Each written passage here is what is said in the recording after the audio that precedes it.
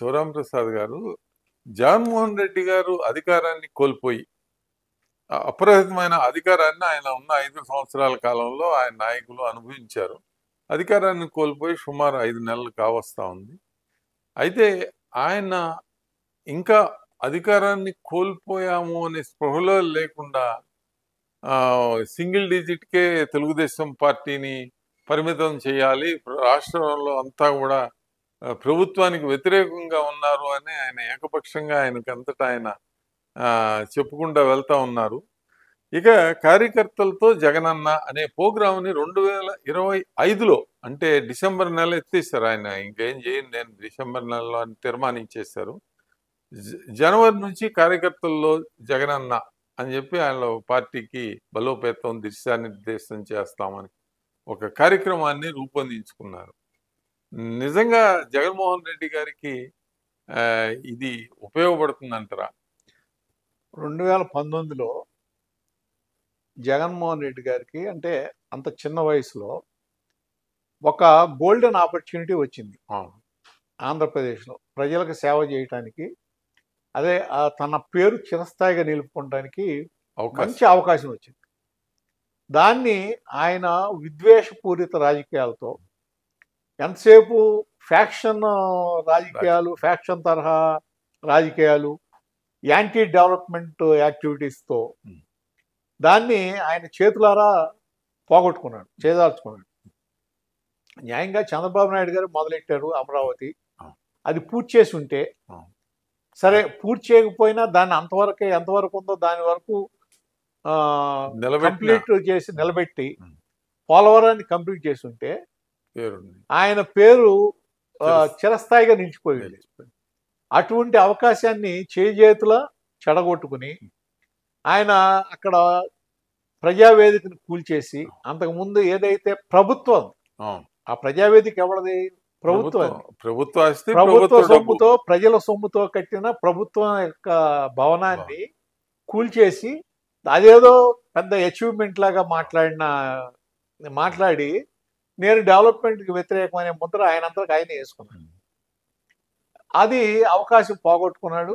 దాని ఫలితం ఏంటంటే మొన్న ఎలక్షన్లో అనుభవించారు. రెండోది మీరు ఇందాక అడిగారే, కార్యకర్తలతో జగనన్న ఇప్పుడు పెట్టుకుంటాం అంటే ఇప్పుడు దాకా లేదనే కదా దాని అర్థం. అంటే పార్టీని 5 సంవత్సరాలు వదిలేశారనే కదా అర్థం. అధికారంలో ఉన్న 5 సంవత్సరాలు మీరు పార్టీని వదిలేసి కార్యకర్తలతో మమేకం అవ్వకుండా, నాయకులతో కలవకుండా ఇవాళ కార్యకర్తలు అని అంటున్నారంటే మీకు అక్కడే వీక్నెస్ బయటపడుతుంది. పార్టీ వీక్నెస్ కానీ నాయకత్వంలో ఉన్న బలహీనత కానీ అక్కడే తెలిసిపోతుంది. ప్రజల వద్ద కంటే వేరు, కార్యకర్తల వద్ద కంటే. అంటే గత ఎన్నికలకు ముందు ఆయన ప్రజల వద్దకు పాదయాత్ర ద్వారా వెళ్ళాడు, ప్రజలకు చాలా చెప్పి చేయలేదు. అదే ఆయన ప్రజలను మోసం చేశారని వాళ్ళు భావిస్తున్నారు. ఇప్పుడు కార్యకర్తలను మోసం చేసే పనులు అదే కదా అనేది. కార్యకర్తలతో అసలు కార్యకర్తలతో జగనన్న అంటమే పెద్ద హాస్యాస్పదమైన విషయం. ఒక పార్టీ ఆ విధమైన మాట్లాడతాం, ఆ విధమైన దేశం తీసుకుంటే పెద్ద తప్పు కింద లెక్క. అయితే ఒకటి, అవకాశాలు రేరుగా వస్తాయి. వచ్చిన అవకాశాన్ని నిలబెట్టుకోలేకపోవటం అనేది ఆయన తప్పు, ఈ రాష్ట్రం యొక్క దురదృష్టం. ఎందుకంటే ఆ డెవలప్మెంటల్ యాక్టివిటీ కంటిన్యూ చేసి ఉంటే గతంలో 2004లో ఏ విధంగా అయితే చంద్రబాబు నాయుడు గారు హైటెక్ సిటీ ఇవన్నీ చేసిన తర్వాత వచ్చిన వైఎస్ రాజశేఖర రెడ్డి గారు, ఆ తర్వాత వచ్చిన కేసీఆర్, వీళ్ళందరూ కూడా ఆ డెవలప్మెంట్ కంటిన్యూ చేయటం వల్ల ఇవాళ హైదరాబాద్ సిటీ ఒక్కటే దాదాపు 60-70 వేల కోట్లు ఈ రాష్ట్రానికి ఆదాయం తీసుకొచ్చి గ్రోత్ ఇంజిన్. అటువంటిది గ్రోత్ ఇంజిన్. అటువంటి అవకాశాన్ని చెడగొట్టేశాడు ఆయన. అటువంటి అవకాశం వచ్చి ఇప్పుడు పోలవరం పూర్తయింది అనుకోండి. పోలవరం పూర్తి అయితే ఎన్ని లక్షల కోట్ల ఆదాయం వస్తుంది, ఎన్ని లక్షల కోట్లు మనం పంట పండించడం, ఎడిషనల్ గా మనకి పంట వస్తుంది. దాని మూలాన రాష్ట్రానికి ఎంత లాభం వస్తుంది. సాగునీరు, తాగునీరు పుష్కలంగా ఉంటే ఏ విధంగా మనం హర్యానాని బీట్ చేసే విధంగా మనం హర్యానా, పంజాబ్ కన్నా కూడా వ్యవసాయంలో అభివృద్ధి చెందేవాడు, ఆక్వాకల్చర్ అభివృద్ధి చెందేది. అట్లాగే మీకు ఈ పోర్ట్స్ అభివృద్ధి చెందాయి. ఇవన్నీ మీకు వాటర్ ఉంటే ఇండస్ట్రీస్ కూడా ఇండస్ట్రీస్ కూడా వచ్చాయి, కొత్త కొత్త ఇండస్ట్రీస్ వచ్చాయి. ఎందుకంటే దానికి ఉదాహరణ కియానే కదా. అవును, అవును. కియా పెట్టేటప్పుడు వాళ్ళు చంద్రబాబు నాయుడు గారిని ఒకటే కోరుకోరు, మాకు వాటర్ కావాలి ముందని. యుద్ధ ప్రాతిపదిక మీద వాళ్ళు వాటర్ అది అరేంజ్ చేసిన తర్వాత వాళ్ళు వచ్చారు. ఇటువంటి అవకాశాలు మీకు నీరు దొరకటం అనేది వాళ్ళ చాలా కష్టంగా ఉంది. అటువంటిది పోలవరం ద్వారా మీకు అవకాశం వచ్చింది. దాన్ని కూడా చాలా చిన్న చిన్న విషయాల కోసం అతి తక్కువ ఖర్చుతో కంప్లీట్ చేసే అవకాశం ఉంది. దాన్ని కూడా వదిలేసి అక్కడ మీరు వాళ్ళకి ఆర్ఆర్ ప్యాకేజ్ ఇచ్చేసి వాళ్ళు ఎవాక్యుయేట్ చేస్తే అక్కడ శుభ్రంగా కట్టుకునే పని. వాళ్ళని ఆ ప్యాకేజ్ ఇవ్వకుండా ఆపేసి తర్వాత డయాఫ్రామ్ వాళ్ళు ఇదయ్యి మళ్ళా ఇవాళ మొత్తాన్ని మొదలెట్టాల్సిన పరిస్థితికి తీసుకొచ్చారు. ఇప్పుడు 3-4 ఏళ్ళు పోయింది అనుకోండి, 3-4 ఏళ్ళు మనకి పోలవరం మూలాన వచ్చే నీరు పోయింది.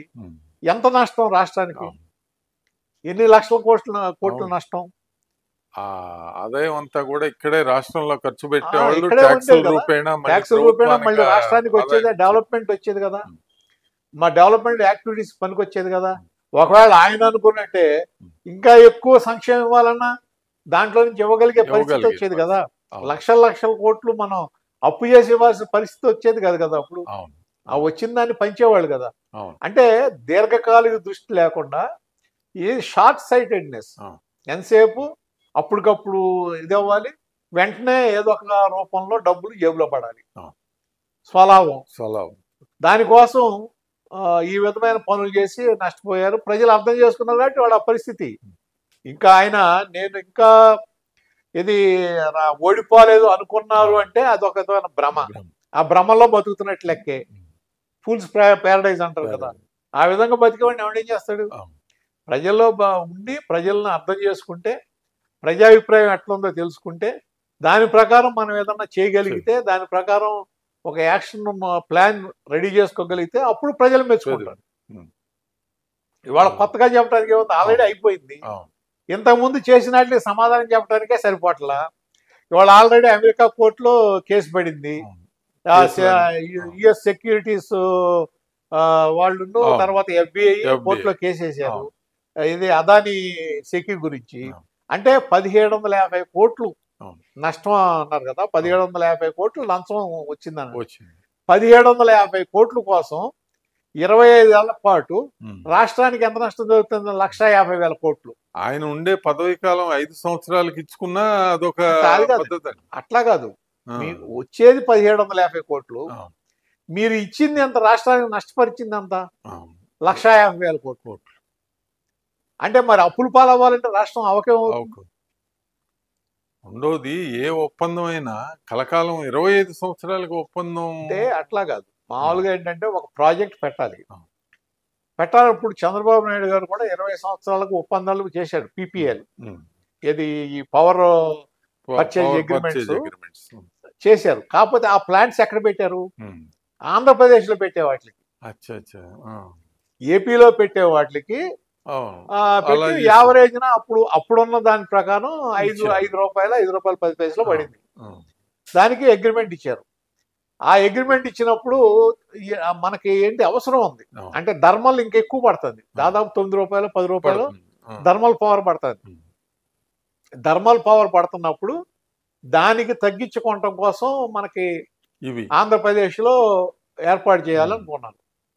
ఈయన ఏం చేశారు 2019లో అంటే జగన్మోహన్ రెడ్డి గారికి సహజంగా ఎలక్ట్రిసిటీ మీద బాగా అవగాహన ఉంటుంది. ఎందుకంటే ఆయనకే పవర్ ప్రాజెక్ట్స్ ఉన్నాయి కాబట్టి దాని మీద అవగాహన ఎక్కువ. ఏ లూప్ హోల్స్ ఉన్నాయో వాటి మీద కూడా అవగాహన ఎక్కువే. కాబట్టి ఈయన ఏమన్నాడు, 20 సంవత్సరాలకు ఎందుకు ఇవ్వాలి, ఇది మన పవర్ ఇది సోలార్ ఇది ఎప్పటికప్పుడు తగ్గిపోతున్నప్పుడు ఇవ్వకూడదు, ఎప్పటికప్పుడు ఉన్న రేట్ల ప్రకారం చేయాలని విమర్శించారు. ఓకే, సద్విమర్శ అది చేయాలనుకున్నారు. కాకపోతే ఒక స్టేట్ లో ప్లాంట్ పెట్టాలన్నప్పుడు వాళ్ళకి కొంత టైము అడుగుతారు. పవర్ పర్చేజ్ అగ్రిమెంట్ ఉంటేనే వాళ్ళకి లోన్స్ వస్తాయి. ఇక్కడ వచ్చేటప్పటికి ఏంటి, ఇప్పుడు సెకీ నుంచి తీసుకుంటాం అని చెప్పింది, తీసుకుంటాం ఎక్కడి నుంచి? రాజస్థాన్ నుంచి. రాజస్థాన్ నుంచి తీసుకుంటుంది 2.49 దానికి మళ్ళా ట్రాన్స్మిషన్ ఛార్జెస్ ఉంటాయి, లేవని చెప్తున్నాడు కానీ ఉంటాయి ఖచ్చితంగా. అది ఆ పేరు కూడా మార్చారు, ట్రాన్స్మిషన్ ఛార్జెస్ అనే పేరు మార్చి ఇంకో పేరు పెట్టారు. దాని ప్రకారం ఖచ్చితంగా ఛార్జ్ ఉంటాయి అని చెప్పి ఆ రోజున నాగులపల్లి శ్రీకాంత్ గారు ఆయన ఎనర్జీ సెక్రటరీ ఆయనే చెప్పాడు ఉంటాయి అని. 170 మినిమం ఉంటాయి అన్నాడు. అంటే 249 ప్లస్ 170. ఇది కాకుండా మీకు లైన్ లాసెస్ ఉంటాయి. మీకు రాజస్థాన్ నుంచి ఇక్కడ పంపించేదో లైన్ లాసెస్ ఉంటాయి, అది పోతుంది. అది మనమే భరించాలి అంతే కదా. లైన్ లాస్ మనకే వస్తుంది. మళ్ళీ దానికి జిఎస్టీ కలుస్తుంది. ఇవన్నీ కలిస్తే ₹5 పైన అక్కడ పడుతుంది. ఈ ₹5 పైన పడేటప్పుడు మీరు ఎట్లా ఇచ్చారు? 2.45 తక్కువ కొనాలని అంటున్నారు కానీ దాని వెనకమాల ఉన్న మిగిలిన ఛార్జెస్ ఇప్పుడు ఇవన్నీ ఇక్కడ ఆంధ్రాలో ఉన్న కంపెనీలకు ఇవన్నీ పడవు కదా. పడకపోగా దీన్ని ఆ మాట చెప్పి ఆ పీపీఎల్ అనేది రద్దు చేశారు. వాళ్ళు కోర్టుకు వెళ్తే 4,500 కోట్లు రూపాయి వాళ్ళ యూనిట్ మనం తీసుకోకుండా 4,500 కోట్లు కోర్టు వాళ్ళకి కాంపెన్సేషన్ కట్టించింది. ఎవడు తిన్నట్టు 4,500 కోట్లు? అంటే ఇవన్నీ ఎటువంటి పనులు చేస్తున్నారు? కేవలం వాళ్ళ మీద కక్ష సాధించినట్టు, లేకపోతే ఇది చంద్రబాబు నాయుడు గారిని చూసి రావటం కాదు, ఇంకోళ్ళని చూసి రావటం కాదు. ఈ రాష్ట్రాన్ని చూసి వస్తున్నప్పుడు మీరు కూడా వాళ్ళతో మాట్లాడి ఆ డెవలప్మెంట్ యాక్టివిటీస్ కంటిన్యూ ఏదైనా చేయాలి. మరి ఆ రోజున ఈ స్టేట్ గ్రీన్ ఎనర్జీ ప్రాజెక్టు పెడదామని చెప్పి వీళ్ళు టెండర్స్ పిలిచారు. టెండర్స్ పిలిచినప్పుడు ₹2 చిల్లరకే 2.39 ₹40 ఇవ్వటానికి ప్రిపేర్ అయ్యారు. దానికి వీళ్ళు ఇష్టం వచ్చినట్టు రూల్స్ మార్చేసి టెండర్స్ క్యాన్సిల్ చేశారు.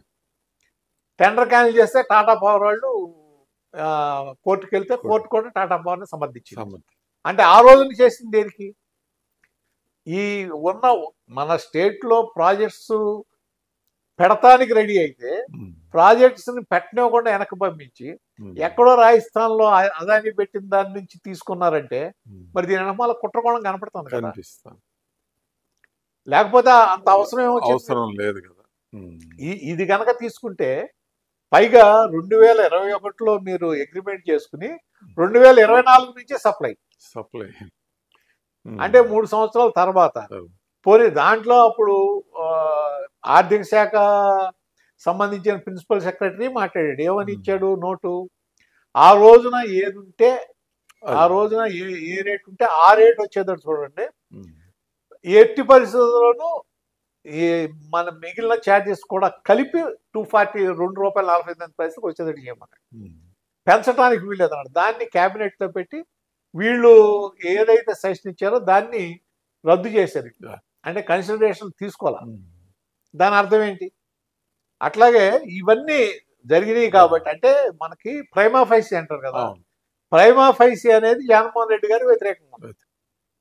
ఆ జరిగిన విధానం కానీ అదే ఇప్పుడు ఆ కోర్టులో కూడా వాళ్ళు US లో ఆ కోర్టులో వేసింది కూడా అదే. పైగా దాన్ని జ్యూరీ ద్వారా పెట్టమన్నారు. జ్యూరీ ద్వారా పెట్టమంటే తొందరగా అయిపోతుంది. సెలెక్ట్ చేసుకుని ఇది జ్యూరీ పర్సన్ సెలెక్ట్ చేసుకుని వాదనలు వినిపిస్తారు. జ్యూరీ డెసిషన్ అంటే నేను అనుకుంటాం ఒక 6 నెలలు మ్యాక్సిమం.